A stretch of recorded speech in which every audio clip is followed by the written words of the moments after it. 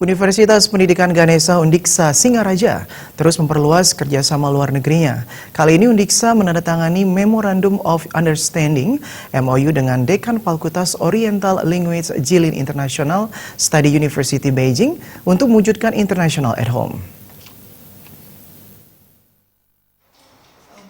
Undiksa Singaraja menyambut positif tawaran kerjasama yang disampaikan melalui Atas Pendidikan Kedutaan Besar Republik Indonesia Beijing, Yaya Sutaria. Menurutnya, kerjasama itu menjadi salah satu upaya untuk meningkatkan kualitas lembaga maupun mendukung internationalization at home yang telah dicanangkan tahun 2019 ini. Pada pertemuan yang berlangsung di ruang Ganesha 1 Rektorat ini, Rektor Undiksa Profesor Nyoman Jampel berharap kerjasama ini bisa dilakukan untuk bidang lain seperti sains dan pendidikan vokasi yang kini tengah digenjot oleh Undiksa.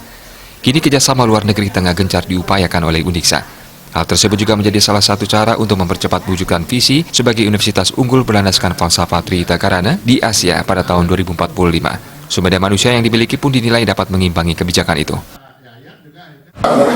Kerja sama ini memang harus berkelanjutan, tidak hanya pada kita pertukaran dosen, pertukaran mahasiswa, tetapi juga bagaimana agar prodi-prodi yang ada di sana nanti bisa kita melakukan penguatan dosen kita, dan juga kita memiliki prodi di sini dengan kunjungan dari dosen yang ada di sana akan memperkuat prodi kita yang disebut dengan kita akan lakukan visiting lecture, visiting profesor. Nah, ini memang kayaknya juga sudah sangat diterima